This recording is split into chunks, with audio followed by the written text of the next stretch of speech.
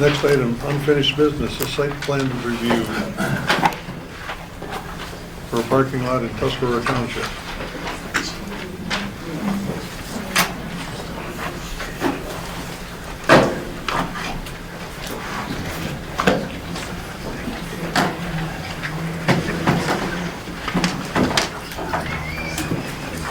Okay, thank you, Mr. Chairman, planning commissioners, members of the public.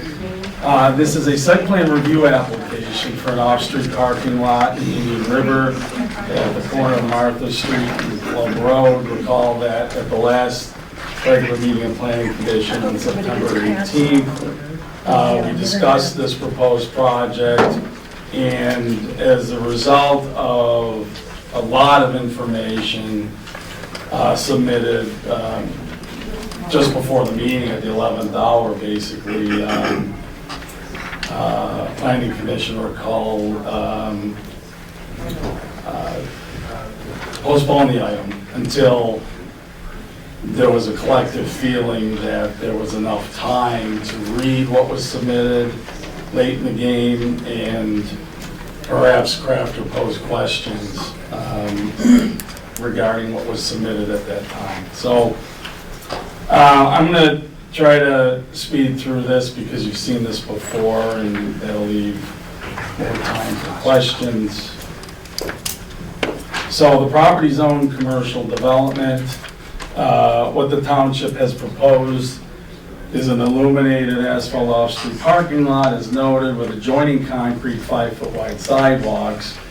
The 2.75 acre subject property is about 80 feet in width, between 88 feet and 82 feet and some change.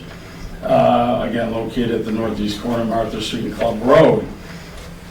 This is a permitted use, a by right use per section 6.2.16. The parking lot would include, as proposed, 43 on-site spaces that would meet the minimum dimensional standard in the ordinance of 10 by 20. It would be 90-degree oriented spaces.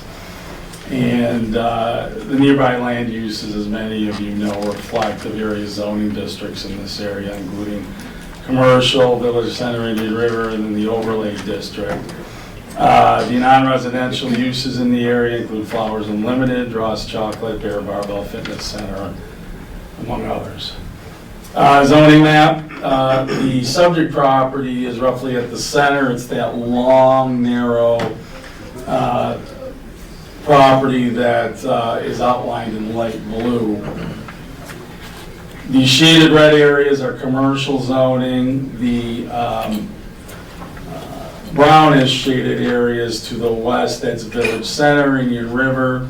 The blue areas are lake and stream protection, and then the green areas to the extreme east is zoned agriculture and forestry management. So as far as access to the site, the parking lot, 24-foot wide two-way access off of Martha Street.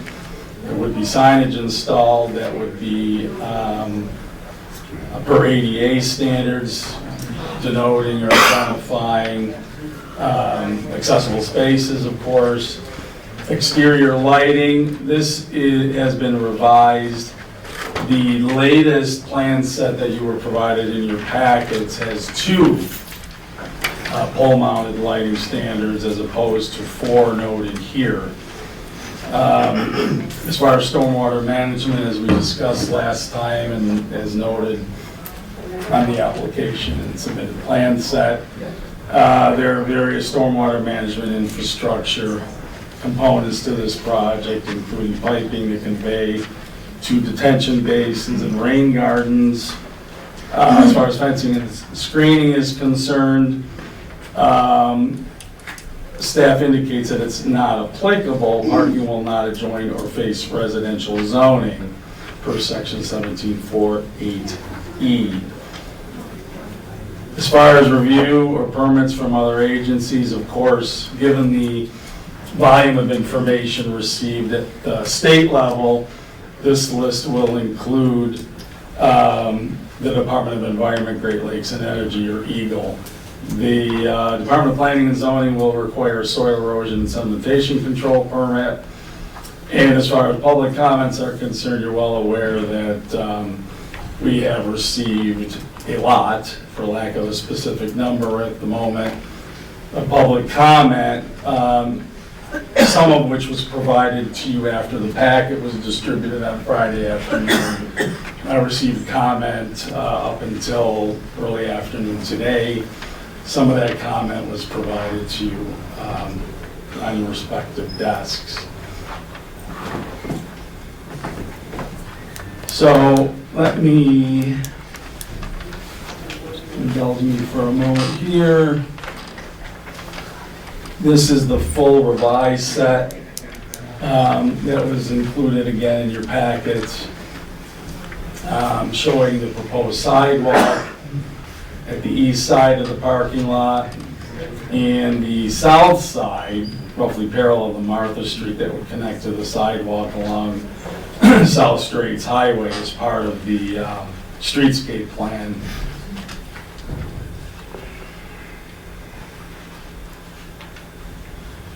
So changes to the plan since this was initially discussed on the 18th included moving the proposed light standards in order to comply with the minimum building setback requirement of 10 feet in commercial.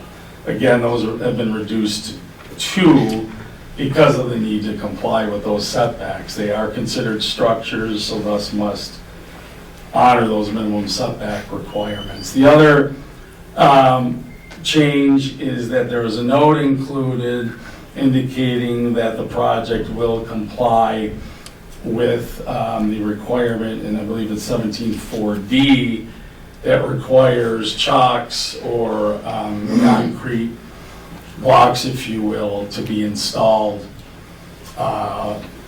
in each parking space.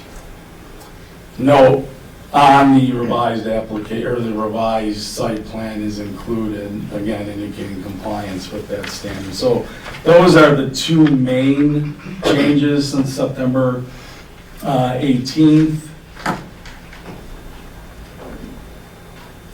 Now let me go back to PowerPoint. I don't know if, again, this needs to be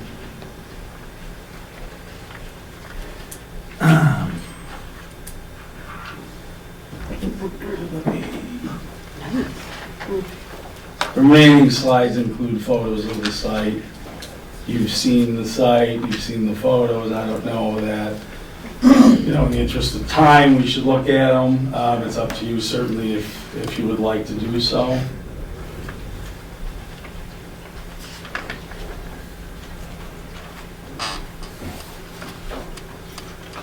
Here we go. This is looking northward. This is looking westward from near the corner of Martha Street and Club Road. This is a residential use here, site of Flowers Unlimited, as many of you know. This is looking south from the project site or the subject property. This is the county recycling drop-off. And again, looking westward from Martha Street, the local non-residential uses. And westward from Club Road, gradually moving northwards. There's the library, Township Library,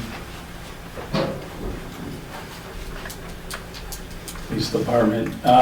So I think it's appropriate at this time to pose any questions. The applicant is here now. This isn't a public hearing per se. This is a site plan review, so it's at your discretion to take public comment. However, if we do, it should be done so at the end of the meeting as part of the public comment portion of the agenda. Okay. So I think for now, this is opportunity to ask questions of the applicant or staff.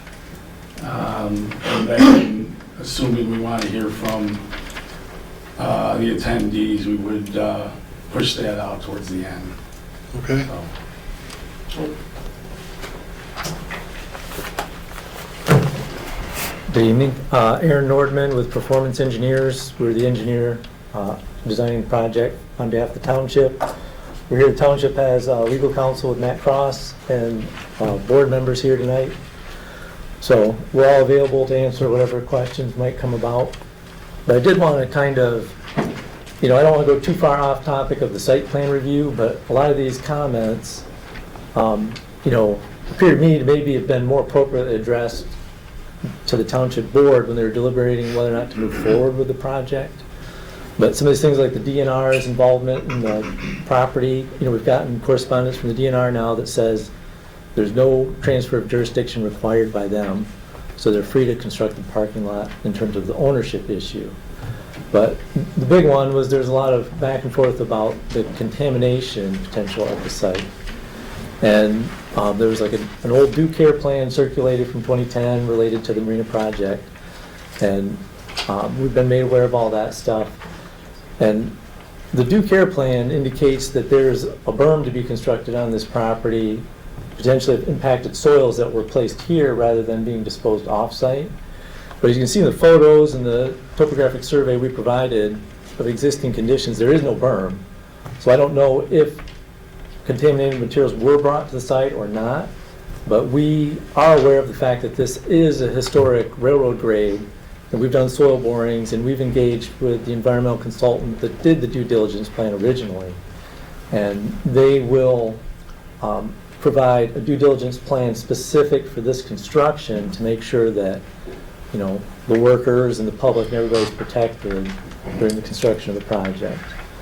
But just to clarify, the type of contamination we typically see and what's noted in the old due care plan is essentially metals like arsenic, lead, that type of stuff that you see commonly along railroad corridors. These types of things, if you look at the old due care plan, it's not that the exposure pathway isn't like dust and airborne and getting into the groundwater and that type of stuff. It's dermal contact primarily with the workers on the project.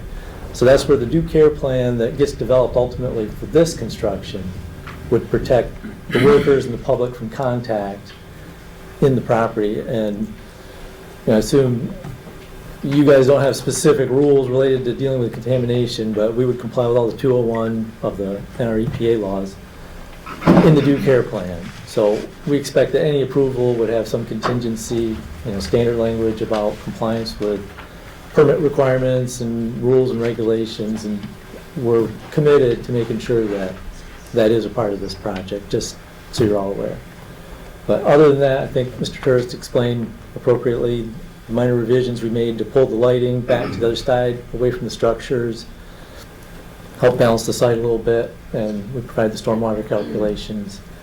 And then other than that, I'm not aware of any other questions that have been left unaddressed. So between those of us here, we'd be more than happy to answer anything you guys have. Thank you. Peter? Kind of raised the question to me, when we were talking about, so there is a plan to do a due care Yes. on this particular part. So if that was made a condition, that's something you would be following up on. Even if it's not a condition, we have to comply with that Sure. no matter what. Okay, so that's the thing. All right, I want to make that, I wasn't clear on that before. Thank you. Yep. Commissioners? I have a question. On the east side of the parking lot, be parallel to the railroad grade. You guys have you got a proposal of a sidewalk in there, but it's a sidewalk to nowhere. Yeah. I mean, it stops at both ends of the parcel. You can't go any farther to the north, and you can't go any farther to the south. Yeah. So my question is, what's the reasoning, I guess, for lack of a better term? And then my second question, Mike brought up the fact of the concrete barriers for cars going forward.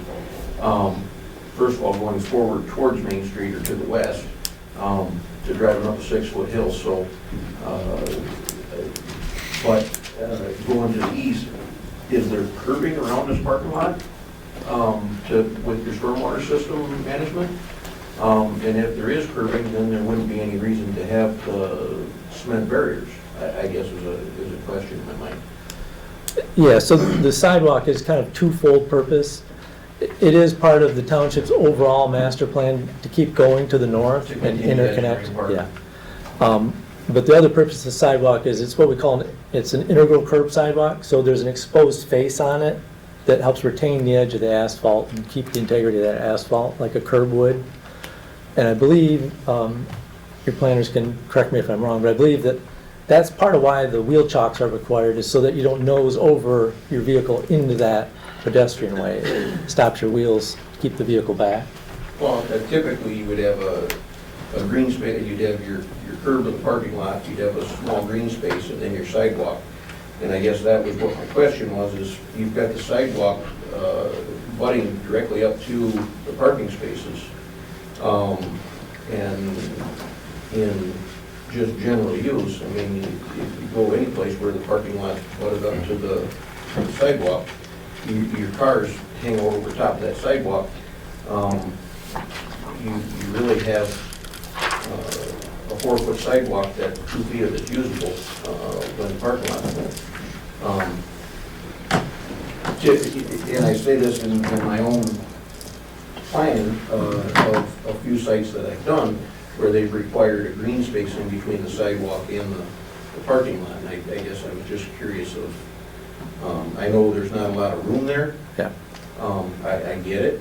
But I mean, even, it just, we put a sidewalk along there that's not gonna be a usable sidewalk, I guess is my, Yeah, I think that is the purpose of the wheel chocks, is to stop the vehicle from nosing over into that walkway space, so it does remain usable. did they take the wheel chocks into account with the length of the parking spaces?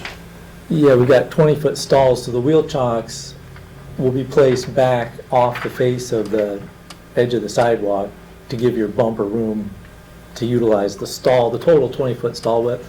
We didn't do a minimum on these. One of the things we anticipate is that, because you're right by the trail, we gave you a little bit wider 10-foot by 20-foot parking stalls.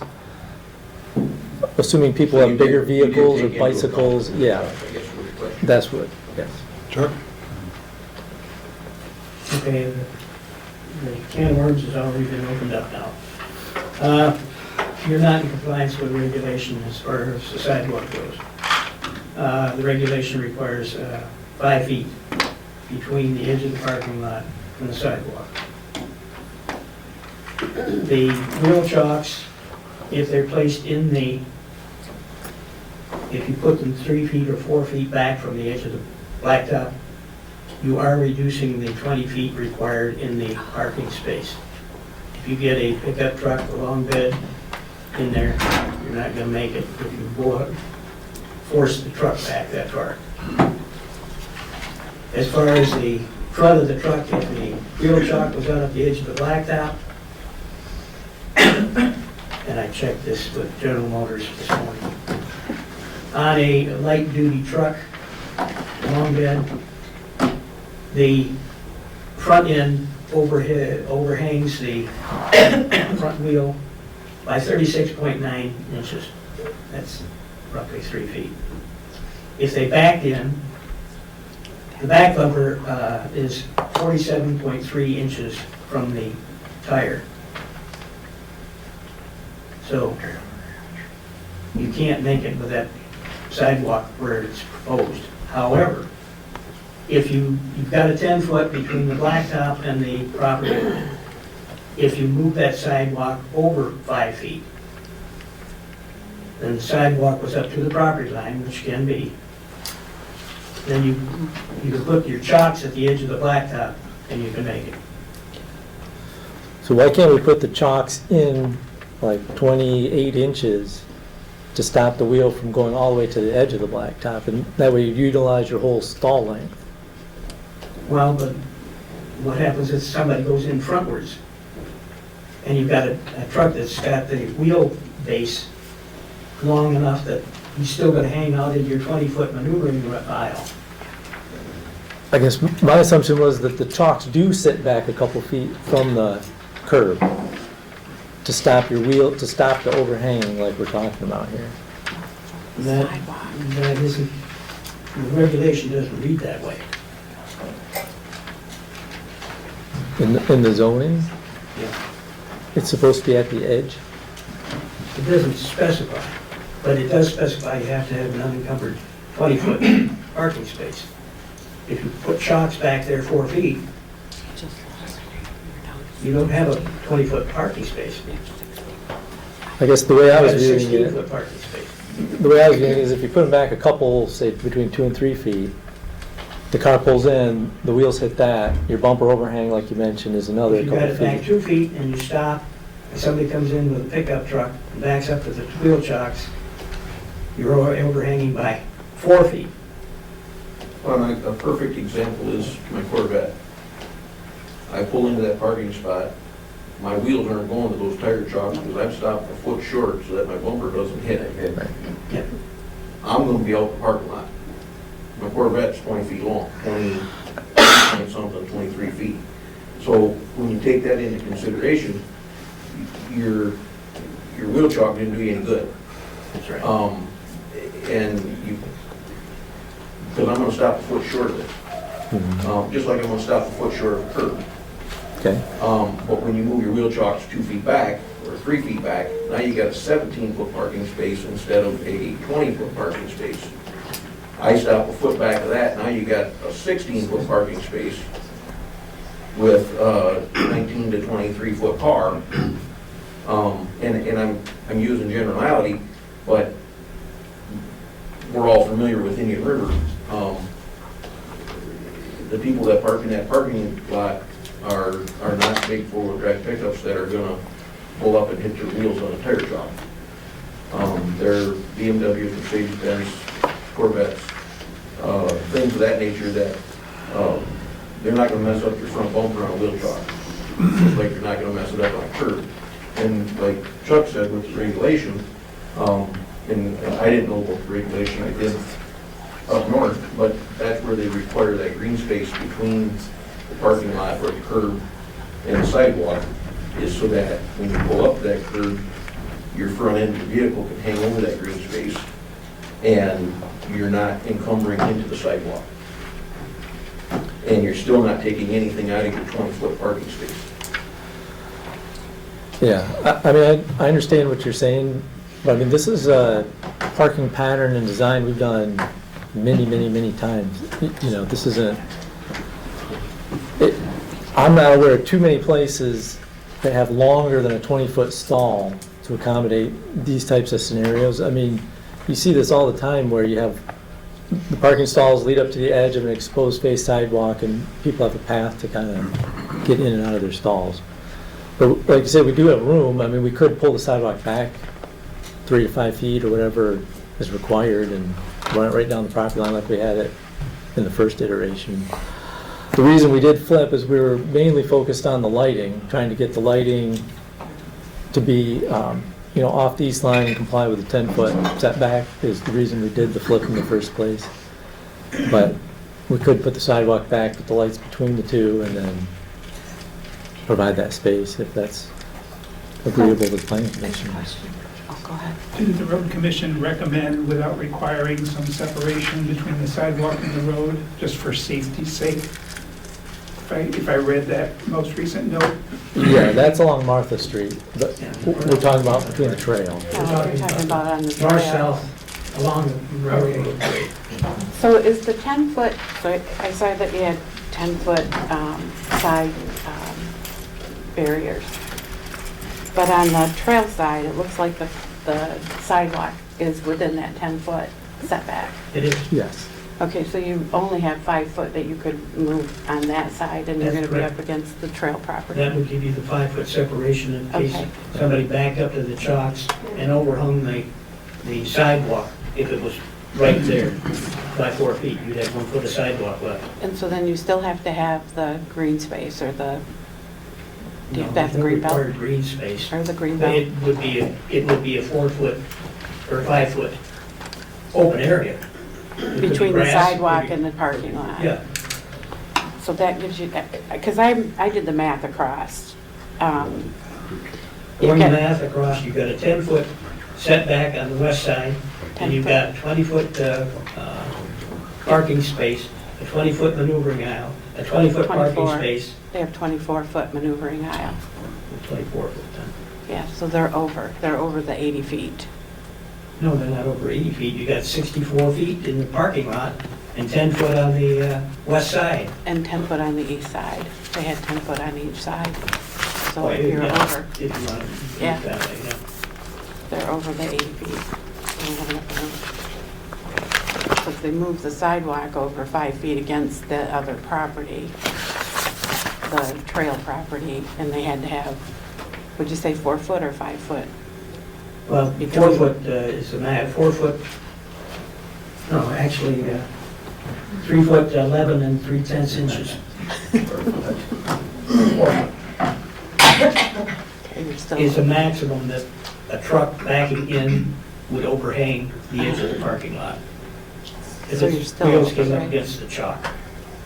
so you still don't have enough width. You don't have enough width there. I guess it was, if you were to eliminate the sidewalk from over, and put a walking path in the center of the parking lot to the railroad trail.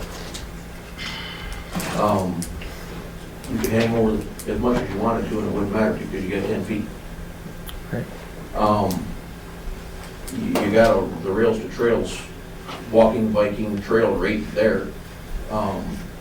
And all you'd have to do is put a connecting walkway from the parking lot to the rails to trails. And utilize what's already given, or what's already there.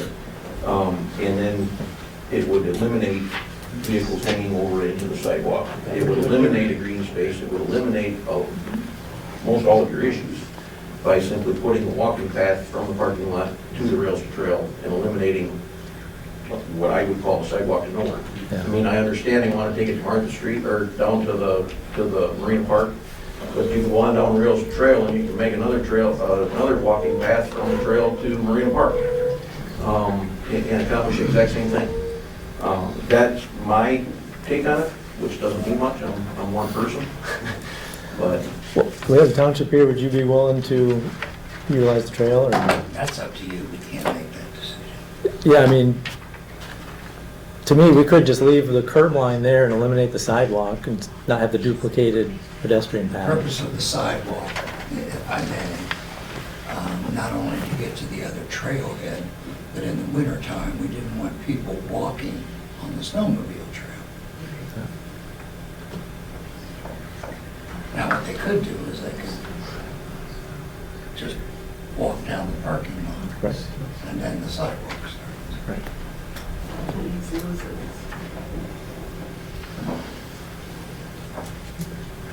The important thing is the parking, not the sidewalk. So do we need a new site plan when they make a decision? Does that require another? What could we do, I mean, an approval contingent on elimination of that westerly sidewalk? Yeah, I think that would be, If that addresses the issue, then that would agree. Can I address one other issue? You had a very good point about having a trail from the parking lot, but that would require DNR approval and Right. that kind of stuff. That's why we didn't. you're working back and forth with the DNR on a constant basis on this project anyway. Yeah, but I mean, we just can't guarantee you that Right. we could do that. Yeah, I'm just saying you're in constant No, I'm contact with with you. DNR anyway, so. Yeah, I agree. We would just have to get their permission, and Right. they may or may not give it. Right. I think that's not quite correct. Their letter that is in the packet here said that that type of change would probably be approved without any problem and you shouldn't hang up your proceeding on it based on that. That was the letter that we got today.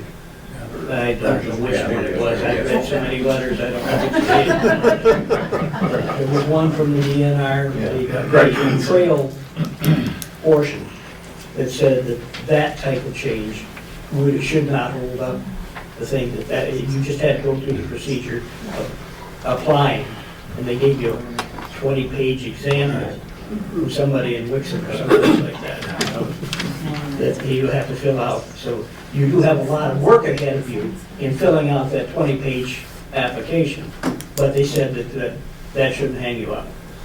Yeah, I mean, from my perspective, I would really like to be able to move forward because It's about 20 if we get days. this built this fall, I'm running out of construction days. So if it's Yeah. possible to do a contingent approval, that's what I'd really love to do. Just- Yeah, if you would Sure. agree to make that change, we can move on. Okay. My question, I read a lot of things too, and I sometimes get things a little bit confused. Did they talk about putting a fence or a border or something along the edge of it too? Because I don't think that would be a good idea personally. I can answer Trail that. edge. I agree with you. I talked to the DNR, the gentleman. Mr. Kramer, would you please identify yourself? Oh, for the Bob record? Kramer, sorry. Yeah. That's a surprise. Apologize. No, you're absolutely right, and we didn't want snowmobiles crashing into a fence. Well, So- it just doesn't make a lot of sense to me. so- Right. They were saying we would like to see that. You can actually see that behind Station 310, where they did put a fence, but it wasn't as close as we are. So I agree with you, ma'am. And he said as long as there's some kind of a barrier, like curbs, he's happy. Okay, it didn't have to be a No, bush or... you're right, and that's why I did call him on that point. Okay, I was a little confused on it, that's, Normally, but to answer your question, normally that's what they like to see. So with the change, where are we with Weiss? Is there enough? Can they meet the Well, they 80 got, feet? the width varies from one end to the other, and I'm not sure. Yeah, it's 82.43 at the Yeah. south end, at the south end, and 80 at the north end. Is the width of the property. It would essentially be the same, there'd be no change in the parking lot layout, it'd just be elimination of that sidewalk is what we're talking about, right? The westerly sidewalk. Because that eliminates the bumper overhang issue. And it also eliminates you being too wide, Okay, so you're because you're gonna limited. pave right to the edge of the property to the trail, is that what you're No, planning? that would on pave doing? just like it's depicted here. Okay. Instead of sidewalk, it'd just be curb right there. instead of a sidewalk, it's just gonna be an open space. Yep, a curb and then open space. Still doesn't sound right, but. No, you're not having a curb on the sidewalk side. Well, you don't want, just the wheel chocks. Yeah. Okay. Oh, okay. If you put a curb in there, you're making a pool out of the parking lot. Okay. And I grant all your drainage is proper from what you have on your site plan to the drains that are there. But I don't think you don't have a curb even with a sidewalk. Your curb was on the west side, Yes. according to your engineering drawings. Yes. And the sidewalk is on the right-hand side, the east side, but it was level with the blacktop. No, it was up 6 inches, it was this detail here. It's up on the screen, at the lower left. So it acted as curbing. And it's hard to read the elevations, Chuck, on your drawings, but I couldn't read it. if you look at the elevations, it all runs pretty good to the basins. Yeah, it does. They got it done right.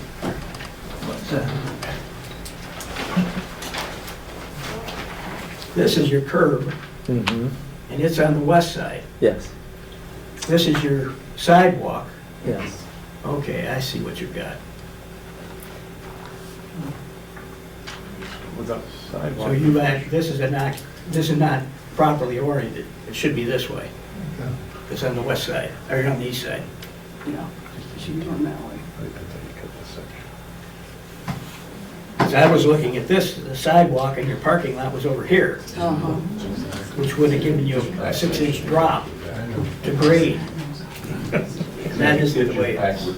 It's backwards.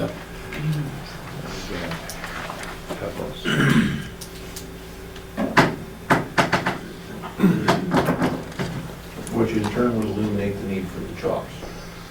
Because you've got the edge of your curb, which would act as a chalk. And you're not gonna overhang the sidewalk, so. Well, you'd still, if the sidewalk was there, you'd still be overhanging it. Right. If they use the sidewalk as a chalk, Yeah, if they get rid of the sidewalk and they just got a curb, yeah. then they wouldn't need the tire chalk. Yeah.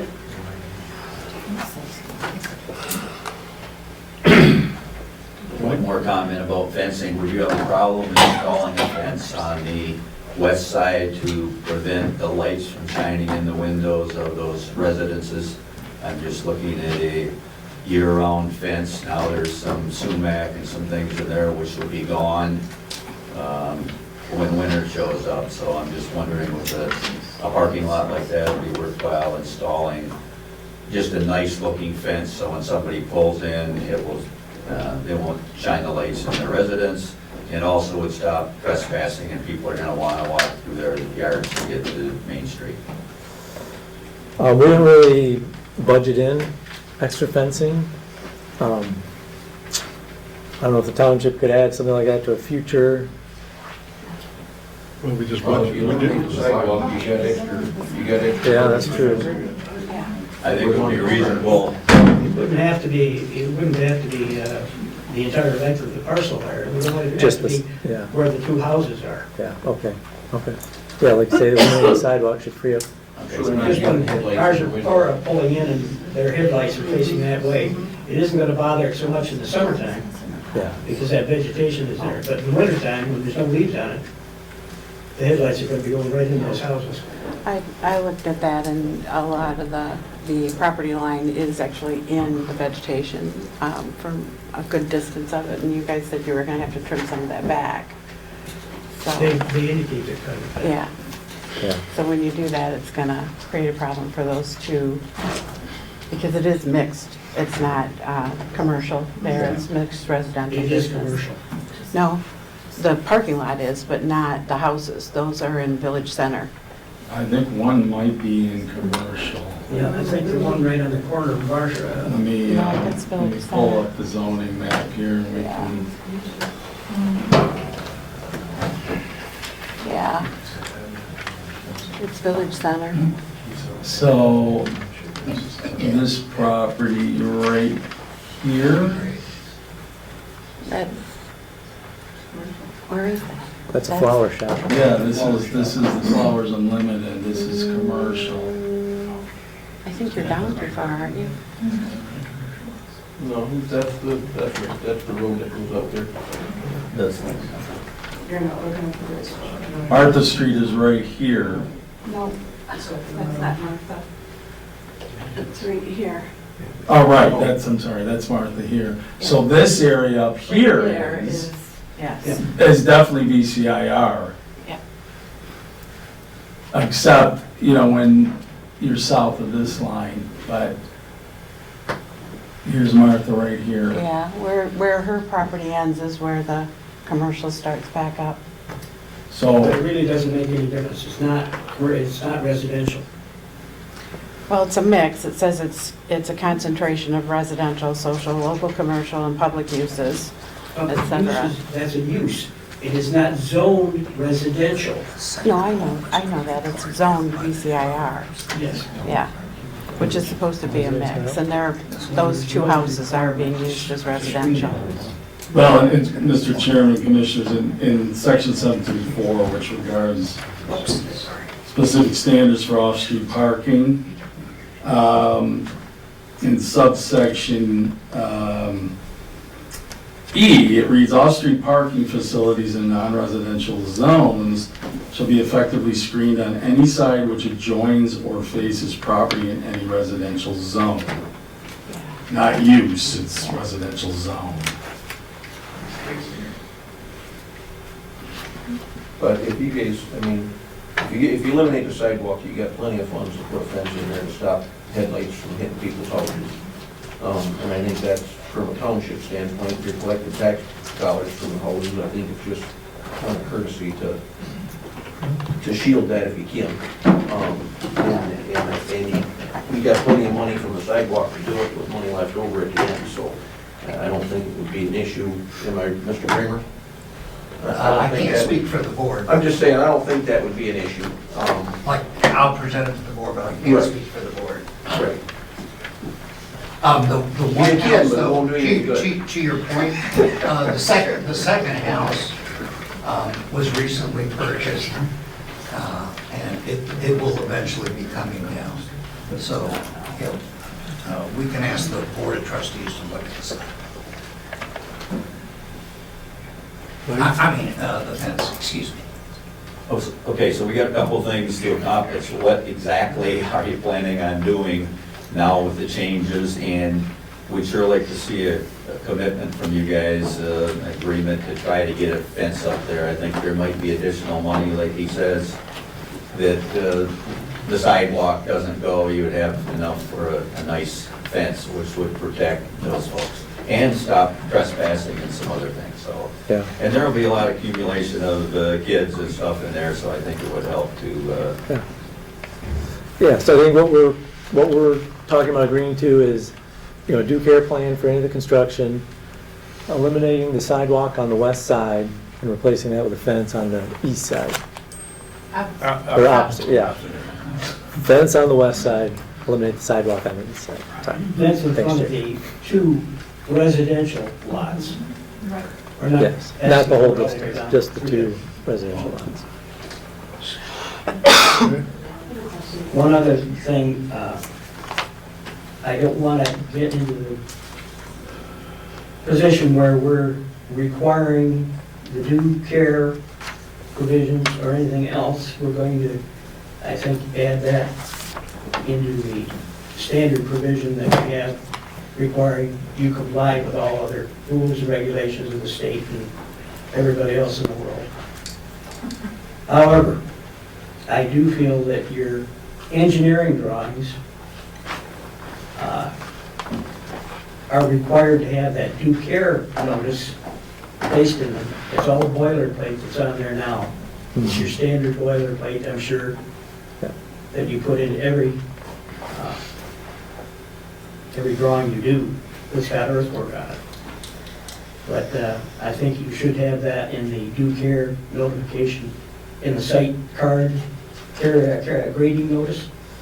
Yeah, when we issue a bid set, we'll make sure we include that. Yeah, because that's your responsibility. Yes. The township's responsibility to tell you, and it's your responsibility to tell the contractor. That's on sheet 3, in case you need to figure out where it goes. Mr. Chairman, just a thought here, given we have civil counsel.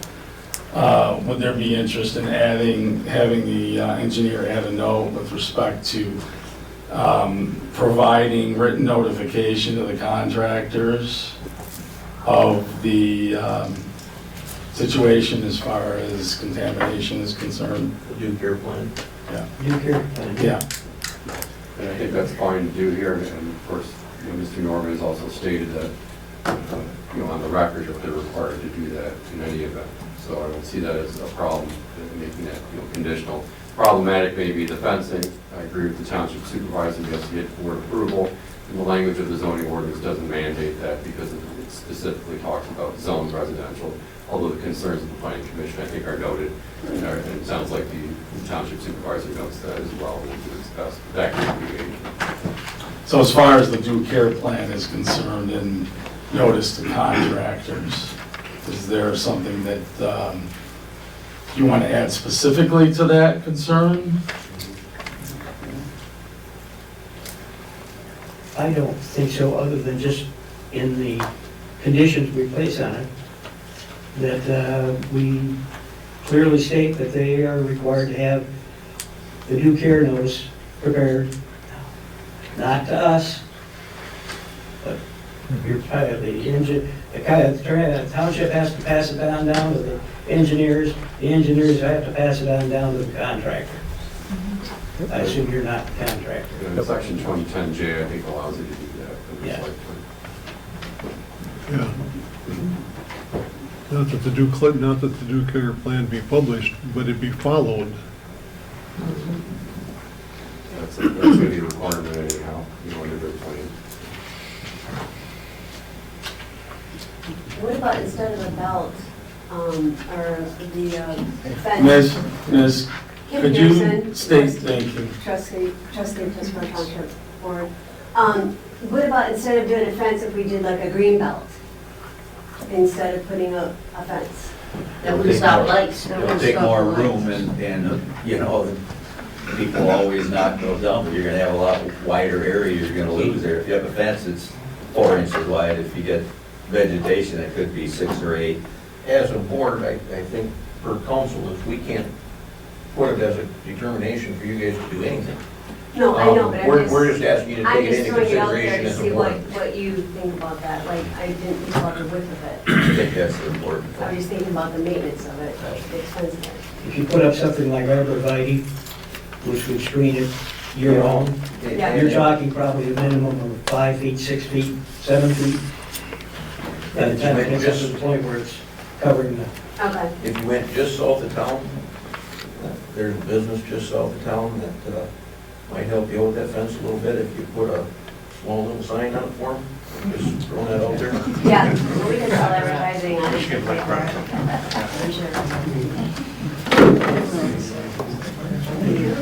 Thank you. Well, I don't know. I mean, that'll come out when they do the due care plan, right? That there's something that they say you can't do. And when you do the due care plan, it's gonna drive you to a new construction plan as well, right? No, the grading plan that's presented here has excess soil on it. So the due care plan would tell them how to manage that excess soil, stockpile it. The environmental consultant samples it, and then they manifest it and dispose of it somewhere appropriately. And Eagle has okayed this. Well, we haven't developed it yet, but Eagle would not necessarily get involved in it until we go to the manifesting and getting rid of it stage. You know, they won't. Okay, there's not a situation where they are concerned about the fact that you're going to actually disturb the soil and whatnot to get ready to put this pave down or the parking lot down.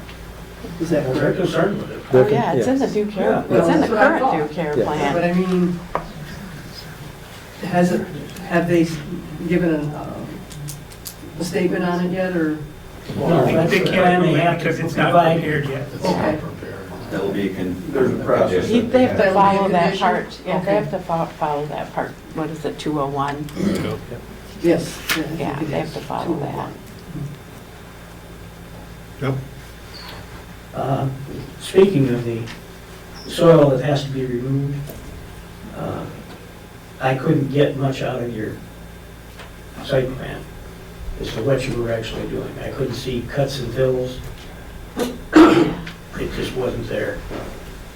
But I'm sure there's concern on part of some of the people here, both on the panel and in the audience, as to what happens to that soil. Well, the disposal of any excess soil you're going to have in your plan Yes. that has to be approved by the state. And there's people here that have brought out the fact that there's a 4-foot difference in elevation from the west to the east side of that parcel. I don't think that we have the concerns that there isn't that. You don't have to have the concern that you might think, in that parking lot is sloped from the west to the east. 2% grade. 2% grade in that, the width of that lot is 1 foot 2 3/16 inches. Okay. Then they got a curb on the west side. It's taking up another 7 inches to grade.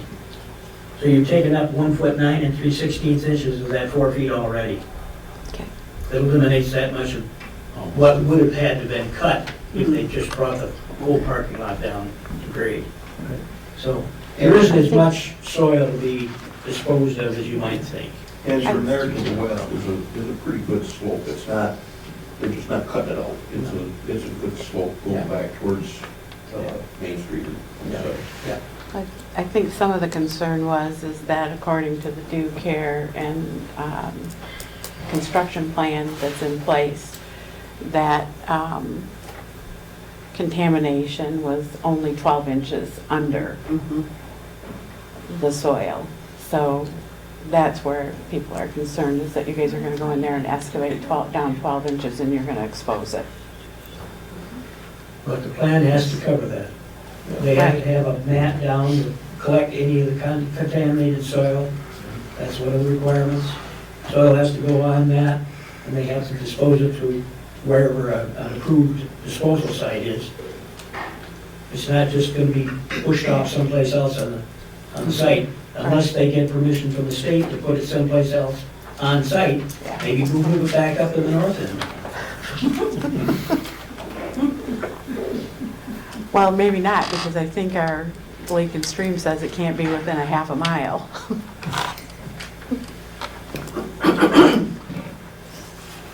That's where it came from in the first place.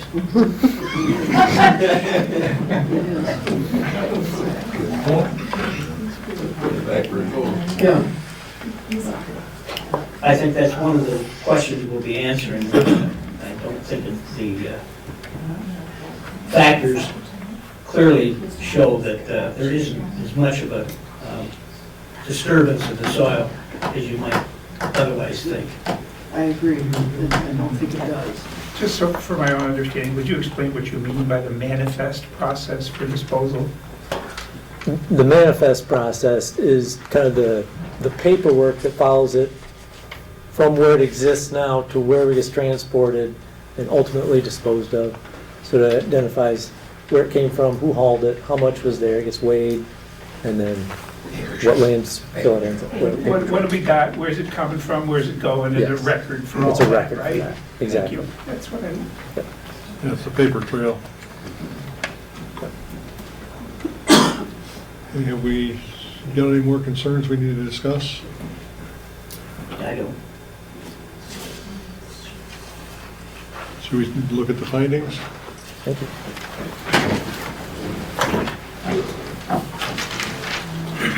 15 items under general findings.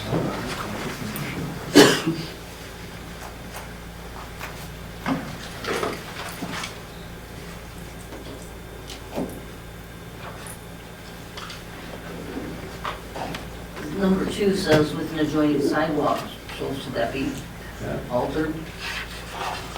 Yeah. Is there a need to take it out there? So. Yep. The last 4 words need to come out of that one.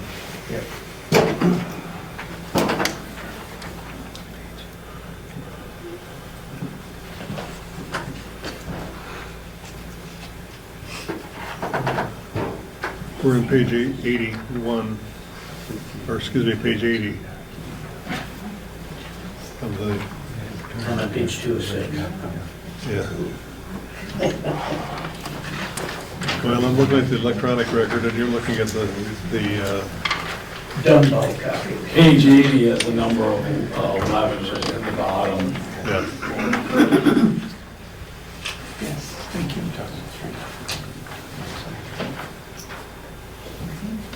Is that the only one that needs to be changed? I thought I saw something, I'm looking. The planning commission finds that zoning permit was issued 4 to 6 foot.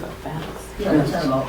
Oh, that should have been pulled. Okay, that should be gone. Yep, that needs to be gone. Which one is that? Number Number 11. 11. I deleted that, but obviously I did not. So 11 needs to go, absolutely. Okay.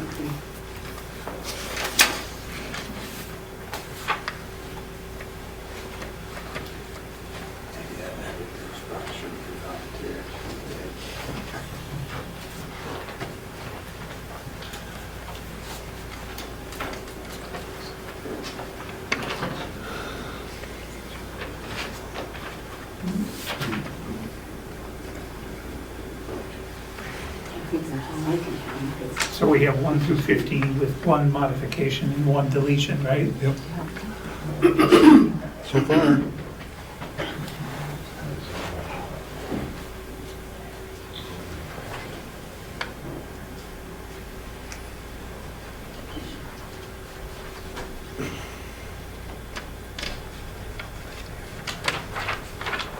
Still looking at general findings? Or are we finished with that? I Okay. don't have any concerns. Findings under section 20.10 of the ordinance. A, I would like to add as B under factors that the standard has been met. Under okay. 2010 A. A1B. that the slope of the parking lot of 2% plus the 7-inch curb on the west side significantly reduces the amount of material that would have to be removed from the 4-foot difference in elevation presently. Okay. You get that written down, and you'll furnish that to me? Thank you. So Debbie, You don't have to write it down. well, I don't have to write it down because you've got it written. Thank That's you. right. Okay, So A1 under A and B. okay. B, Met under 1A and B. okay. No, there's only one. No. Oh, wait a minute. I don't, A and B, I don't get where you're getting. Because it says A the is an A. standard is met, been met. Yeah, but that's not, No, No, it should be. it should be just yeah, A, Just right? A, yeah. okay. I was Well, just it's confused. 1A and B under factors having been met, under A. Yeah. Capital Right. A. We're Yeah, on E though. A, we added one, but B, we We didn't. added one to A. Where, Under okay. B, big B, capital Big B, I would make a change that your B under factors having not been met is actually a factor having been met. Under Yep. 2B, Yeah, under B2B. B, B to B, yes, so move B up to up to Up B to- of 1. 1. Right, yeah, that, It's because been it speaks to the environmental construction management plan that states Yeah. no digging, grading, drilling, or filling, etc. So we can move that to B, It would be 1B. 1B. 1B, Yeah, that's right. Yep. The standards met with Okay. 1A and B. Standard has been met under 1 and B. All right. C, Factor met under 1A. D, doesn't apply. E doesn't apply. F does not apply. G does not apply. How about H? 1A, met, I, met under 1A and B. J, The I-1A is about the sidewalk. We're not gonna have a 5-foot length of concrete public sidewalk. no, no. Correct. This is the public one that goes through to Main Street from along Martha Street. Oh. That- Oh, I thought that, was that addressed even in? We had Never one, mind. Gotcha. Okay, we're clear on that? Yep. J, J is met under 1A and B. decision time. I'll make a motion to approve this site plan review under the general findings, findings under 2010, subject to, and you'll have to help me with all these 1 through 4. And we want to emphasize due care and environmental construction plan in, what is that, number 2? Due care and environmental Yeah. management plan. And Make I would that add, specific. submission of a revised site plan Okay. showing the changes.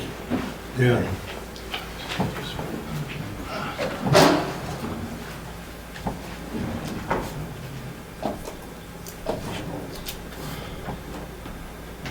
Anybody else have any other conditions? I'm happy with those couple. Support. Okay, Yeah, there you go. Could you read that back, please? If possible. Just the smirk on your face. Which one?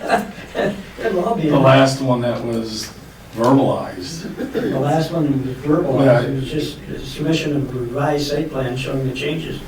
Are you talking about the? Well, what changes? I know we talked about, but they should, the finding, the condition should be very specific. Okay, showing the changes in the removal of the site plan along the east side of the Removal of the sidewalk, okay, right? parking lot. The addition of the due care note in the grading standards in the sheet 2, I believe it is. Yep.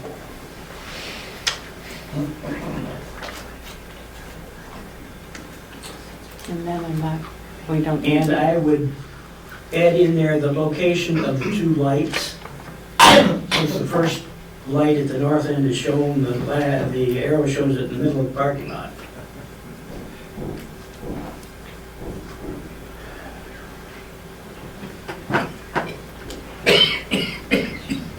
Do you want to place a window of time on that submittal of the revised or amended plan within X number of days? Prior to Prior Prior to to start construction. construction. Right, prior to construction. you They're do looking, that. they're looking to construct it this fall, so it won't take them long to get it back, I imagine. Okay, we'll just hit prior to construction.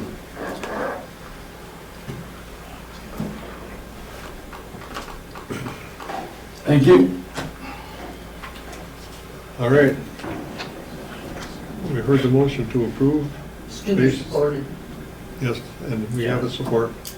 We wouldn't be thinking about voting on it if we didn't have that.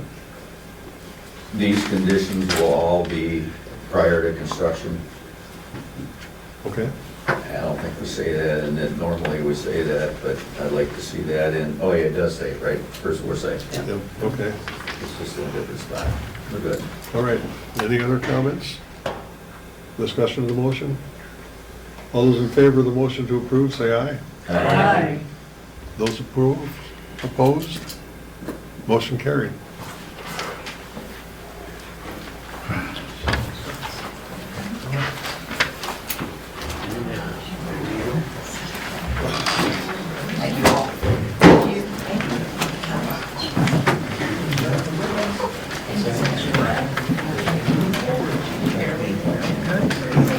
We need a couple minute break, or can we just go right on to the... I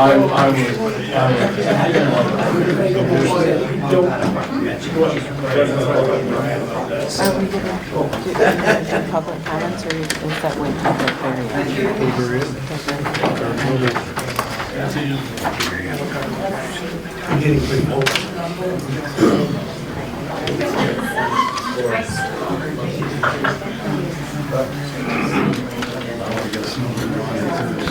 Stick around for public comment.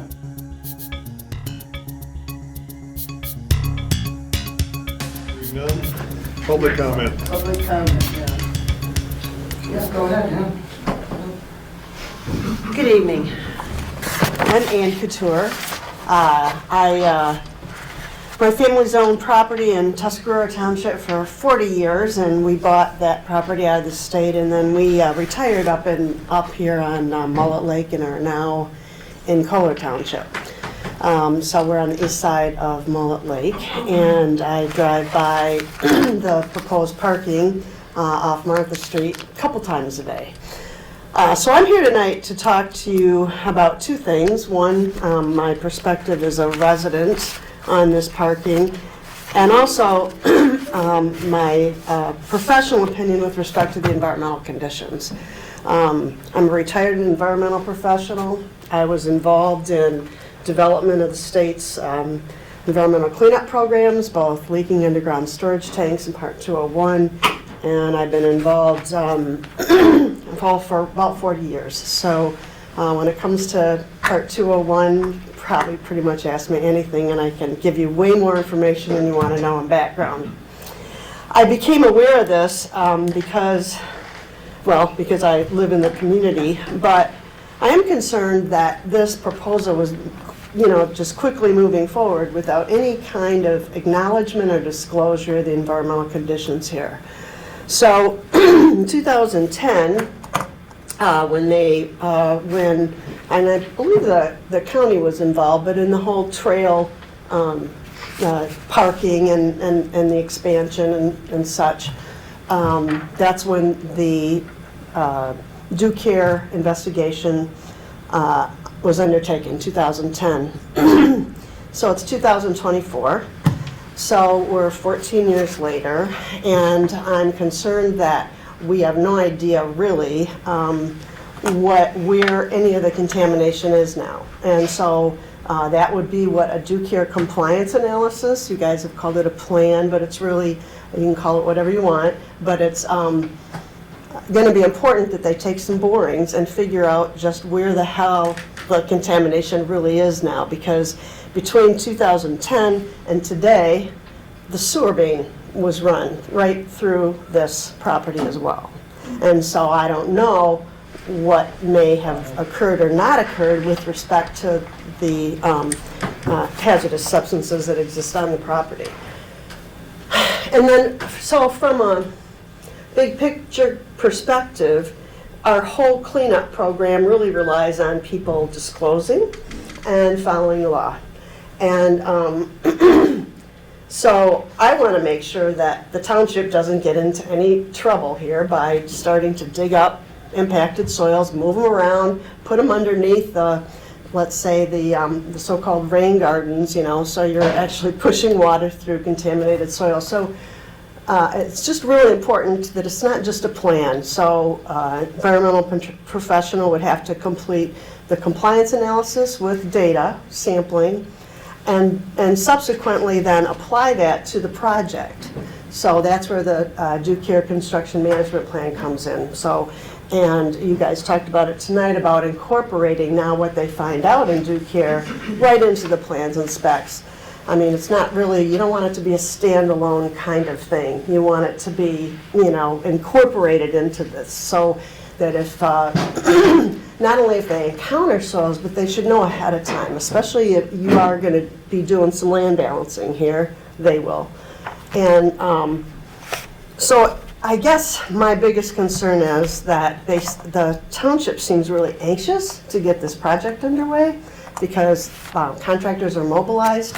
I don't know how that works with competitive bidding and such, but my biggest concern is that they're just going to rush to do this and they're just going to start moving stuff all over the place willy-nilly, exposing, you know, people, contractors, anybody using the trail, potentially to unacceptable concentrations of hazardous substances, primarily heavy metals and polynuclear aromatic hydrocarbons. And so we do have a whole lot of direct contact exceedances, which means, you know, you don't want to walk on it and, you know, track it home on your shoes, get it on your hands and eat or anything. But we also have some exceedances of the groundwater surface water interface with some of the PNAs, which means that it existing concentrations enough where it can leach into the groundwater.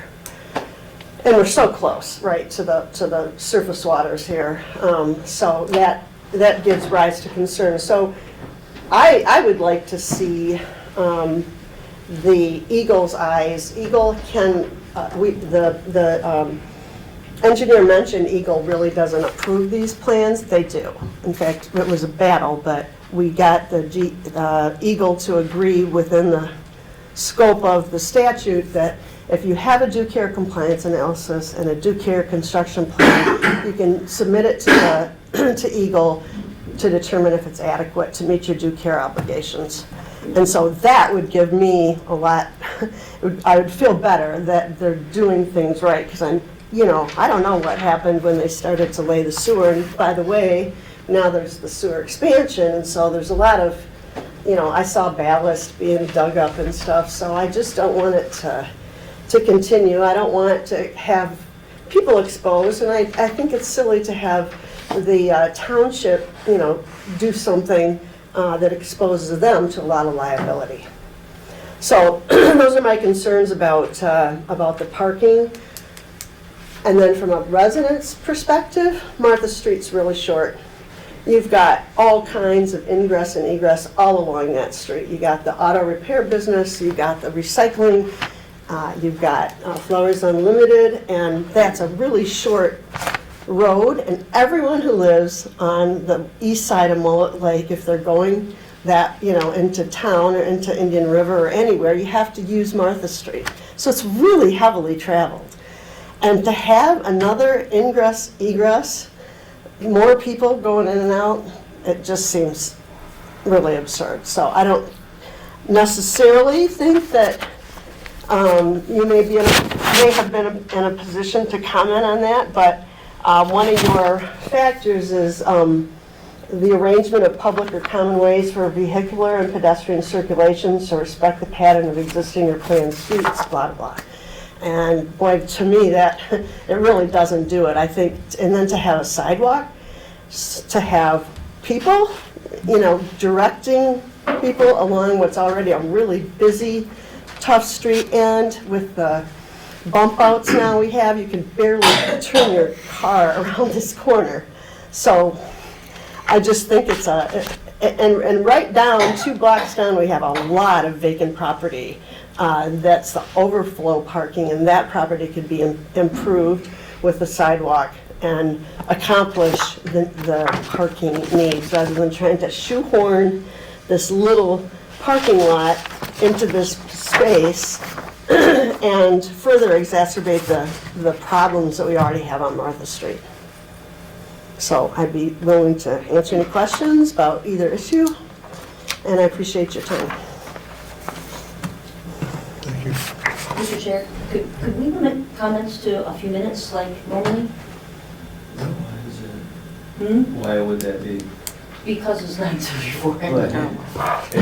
Isn't 2 minutes common? Well, not Depends on all. how many people. Yeah, we only got a few people, all the township people have gone. But I do have a comment while we're speaking here. Before the meeting started, we talked about comment on site plan reviews. And we agreed, I guess, but I didn't make the motion, I should have, to allow comment. And this is a great reason that we should have heard these things and whatever everybody else has to say before we make a decision. You gotta realize, all the information that came in, verbally, text, all those things are part of the record.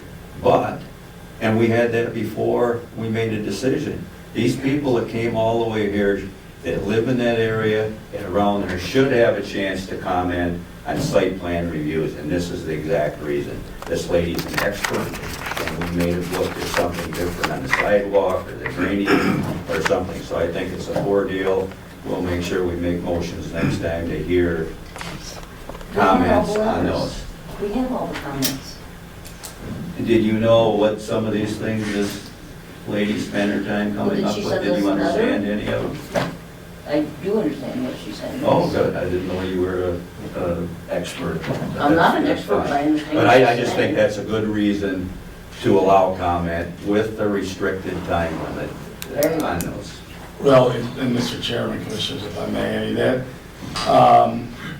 was pointed out to legal counsel that, this is Peter acknowledged it too right away. He said, well, this is site plan review, which means it's a by right use, it's permitted use, so it doesn't have to withstand the level of scrutiny that an SUP application does, including notice and so on. I asked them, I said, we've got a lot of comment on this, how should we proceed? And he said, absolutely, if you want to take comments, do so, but push those comments to the end of the meeting for public. So that is legal counsel's direction on that. I don't know if there's any wiggle room to, under these circumstances for site plan reviews, do what we do for special use permit applications and zoning amendment applications, have it at the front end, but Peter suggested it be at the end because it's a permitted or by right use and doesn't, it's not. But it's still too late to take into consideration comments we didn't have a chance to consider or weren't smart enough that they brought up. And we can make the motion to hear those if we like. I don't want to go on for hours and hours, but the chair can say, hey, unless you have something new to say, it's already been said, you've got 3 minutes, 2 minutes, 5 minutes. I think they should have the right to comment so we understand some of the concerns of the people that live next to that, just like the fence that some of us talked about. It would be nice if you had a few comments that said, yeah, that's a good idea, maybe it's not, for us to consider. We had a lot of comments in your packets, and Yep, forwarded exactly right. So those were here first, And we had a chance to review those. These people that came here didn't comment till tonight and didn't have that chance. That's what I'm saying. I'd like to see We don't know that. that comment. Well, that's my concern. Okay. The flip side of that coin, and I've heard someone who sits very close to me complain about the fact things have to be in and to us in writing in advance, or we're not going to consider them. There you go. I know who said that. Chris? And, well, for But see, the problem, yeah. I can see where there, Yeah. it's nice to consider someone's comments that may be pertinent, may be very critical to making a decision. But we have stated, and I've stated in the past, that get the stuff in writing. And we delayed this thing for several weeks to allow people to get things in writing. And someplace you gotta draw the line. And if you say, and we, in this case, we did, we delayed it, so that we'd have the time to get the stuff in and look at it. And if we're gonna say, okay, but now we're gonna change our mind and we're gonna have anybody that wants to come in at the tail end, we'll listen to them too. Well, what'll happen if people get that impression that they can come in at the last minute, It's a they'll show continuing- up at the last minute and not worry about writing a 20-page document, the way some of them come in. I don't see how we can do it both ways. Chris, go ahead while we have a second. I want to dovetail with what Chuck is saying. I'm trying to imagine if a by right use, which is zoning administrator, had to deal with public comment. Endless, never anything would get done, and they already have the opportunity to submit in writing. So I would not be able to do my job if I had to contend with public comment on by right use. Yeah. Unfortunately, we have had those situations for special use permit applications whereby at the last minute, people are submitting comments and letters at, 4 o'clock, and, my former colleague was scrambling to try to pull everything together at the last minute, and that's why on the property owner letters, we explicitly state they have to be in a week before. Now, it's human nature for many to wait till the last minute, and that's exhibited by How do some you- of what you see. This How do you do a particular week? case, though, I was the one that made the motion To table to it. table it, because there was too much material on the desk at that At the point in last time to minute, consider. right. Well, it was a lot of material, and plus, they had answered questions incorrectly. They That left too. data out, but But I tried to get through it before the meeting, and there was 50 pages there. Can't. I can't read that fast. but This is a but difficult meeting to split, okay? because you said a week before, the problem is we don't get it until Friday evening. Well, and I raised a concern a couple of years back about our own council, right, not being able to get a document to you on Thursday so you can distribute it in the packet for Friday, so I can have Monday, Tuesday, and Sunday to review a 280-page packet, and then find that, oops, here's another 80 that came in from council, our own employee, on Tuesday. Mr. Chairman, we got more public comment. I was gonna call a halt to our internal discussion here.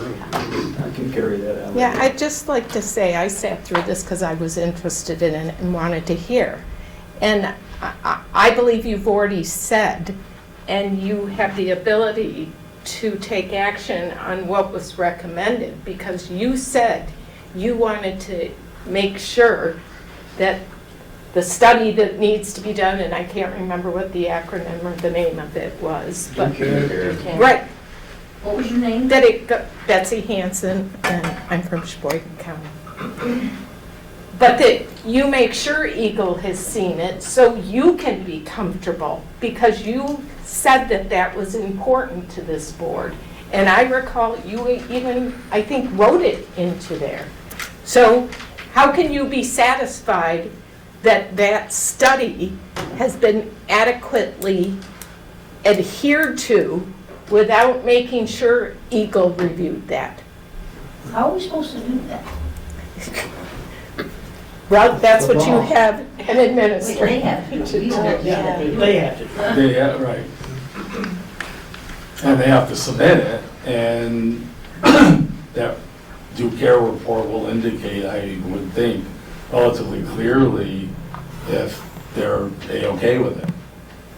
So, anyway. My name is Kelly Ashford. I liked how you commented about, you know, how the property owners that live within a certain space of the project get informed. That's for a hearing, not for a site plan review. So the township never contacted me. I live next to project. So I'd kind of like my 3 minutes to talk about a couple of the concerns. One, when the township proposed this project, they want to go and borrow $200,000. There's a state law, MCL 41.3, that says they have to go before the voters of the elected body and present that. If they want to borrow money against the township, they haven't done that. And you said, let's go to the township and talk to them about the concerns. The township here, the leadership of the township right now is the problem. The more we talk to them about these projects, the more they ignore us. They brought to you nothing about the environmental problems of that site. And on the original plan that was submitted, there's a question that says, are there any environmental concerns about this property? They checked no. What does that tell you? Do you think that they're going to stop digging on that site, irregardless of whether they know there's anything there or there isn't? We know there is because it told us back in 2011 that they took the fill, when they lowered the railroad grade, they took that fill and they put it there. Whether it's in a berm or whether it's spread out, there is contaminated soil that we took from one spot, and we didn't have it remediated because we didn't want to spend the money to do that. We wanted to put it in a truck and move it down to Martha Street. Let's put it there, cover it with a foot of soil, not to be dug, not to be disturbed, not to be excavated. Let's just put it there. That's okay, as long as you don't move it. What do we do every winter? We plow it up. So, as Ann was saying, we don't know what's there right now. And I guarantee you, just for our purposes here, if you think Bob Kramer is going to sit there and not go in there tomorrow, now that he has the permission, he'll go get it from his board at 9:30 or whenever they decide they want to hold another special meeting. They'll say, well, this is going to cost us another $30,000. Instead of borrowing $200,000, we're going to borrow $230,000. We're going to get this started. Because the excavators are already all there in town, and that's what he's concerned about, is that if those excavators are there, that's going to save the township money. Okay? So now if he borrowed the money from Citizens Bank, maybe that's where he got the money from. I don't know if they've even accepted the money yet. But Citizens Bank is now aware that there's contaminated soil there, because I don't think Bob Kramer told them there's contaminated soil there. But if they're going to guarantee the load, they're kind of on the hook too. So the township is, the county is, the bank is. And I live next to it. That's the main part of my concern. That and a few other things about the sidewalk placement in front of my place, but I'm willing to let that go. I can go out there with the shovel and dig up whatever I put in the road right away. Really don't care about that at this point. I just care about doing the right thing. So tomorrow when they go out there, I think I'll be taking some pictures when they start digging into it. But no matter what we want done as a community, this is what we're dealing with. So thank you. Thank you. I probably went over my 3 minutes, but I tried.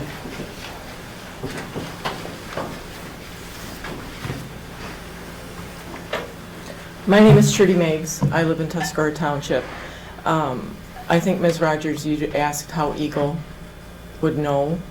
I spoke with a representative, the senior analyst there out of the Gaylord office, Agnes Taylor, And she said that part of what she does is remediation to help rebuild contaminated sites. They stand ready to pay for the environmental study that this planning commission strongly recommended today. All they need to be is contacted, a phone number. That's 30 miles down the road. She hasn't been contacted. I asked her today, I said, I'm always hopeful. Let's give them a chance. And I said, but if I drive by Martha Street and I see a teaspoon of dirt moved, she said, you call me. She said, the state wants to work with townships, communities on these contaminated sites. And yes, we can have it moved. That's part of the environmental study. She said, we want to know the manifest that was spoken of. They want to track it. They don't want it just taken somewhere out behind the back 40 and dumped. They want to know where it's gone. They'll help with that. They have one-to-one loans. They have grants. They'll help us get started with that initial evaluation with borings, if we contact them. I will be driving by Martha Street several times every day with many other taxpayers to watch. I asked Agnes, I said, as hopeful as I am, should I see dirt move? She said, you call me.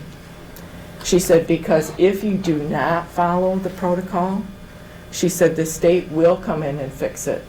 And it will not be a one-to-one charge against the township. Do you have to wait to see dirt move before they'll come in? Yes. They're giving us an opportunity to contact them and say, we have a site that is on their list that has contamination there.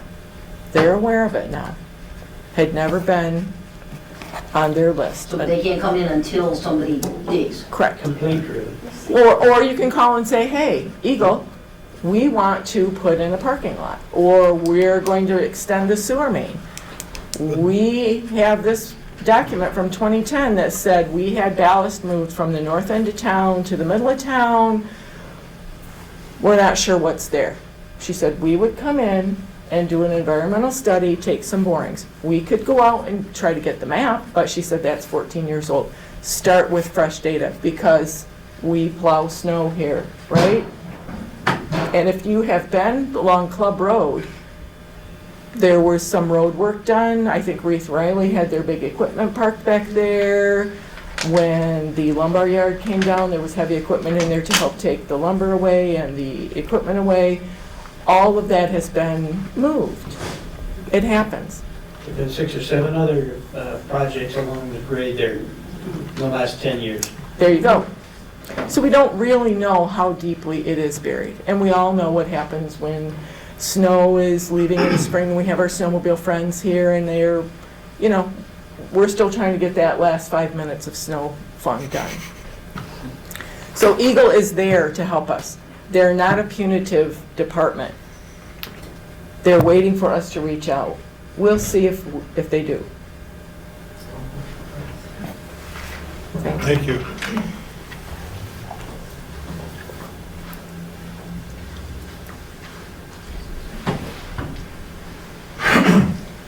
Hi, I'm Les Ray, and I spoke earlier. Just a thought. I attend the road commission meetings regularly and the board of commissioners meetings regularly. With some of you I see there also. And one thing they do is they have open comments both before and after the meeting. That might help if you could insert a open comment time prior to the start of your official agenda. Some of these questions could have been raised then, which would allow you to have a different dialogue maybe when you're having the challenges. But that's just a thought that I see happen at other meetings. We do that at our township meetings, but I'm not saying you have to do it. It's just an idea that you might find helpful. Thank you. Anyone else?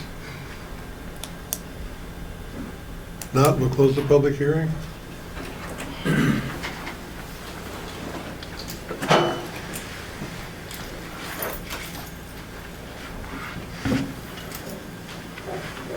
Did we have a staff report tonight? Other than the, Just master plan related. I did place an email on your respective desks regarding the presentation meeting I had in Wilmot Township on the 10th of last month, and recall that we discussed possible master plan land use designation changes down there. Well, the people spoke, if you'll read what was handed out. So we are going to revisit Wilmot as part of the general master plan update. But on that matter, I'll be meeting with the county administrator soon to discuss the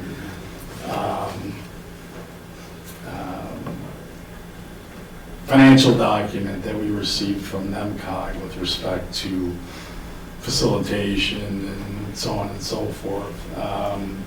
Because the expectation is we're going to cull some things out of that and pursue those ourselves, as was done last time. I asked her to provide a beginning to end spreadsheet. I asked the county administrator today what he thought of it, and he said, well, we got to meet and discuss what we're going to be plucking out of there, kind of like a buffet. So it's going to happen in the next few weeks. Can I ask what the cost was? It was about $30,000. Okay. Ours was 16, so I don't think 30 is bad for the whole county. okay, thanks, Mike. That's all I have. Was that for the whole buffet, by the way? Not bad. 3 from column A and 2 from column B? Yep, that's from beginning to end. Now, some of the requirements that tie into an update of the master plan were included, like mailings. You know, that's a big effort on Debbie's part, staff's part, you know, and the costs are incurred by the county for postage. So there were some things that were missing, but it was by and large from beginning to end suggestion cost estimate. So yeah, it was about 30,000. It would take a few. I'm serious, ours was 16.8 for just Tuscarora Township. Okay. Motion to adjourn to the call of the chair? You can do that, okay.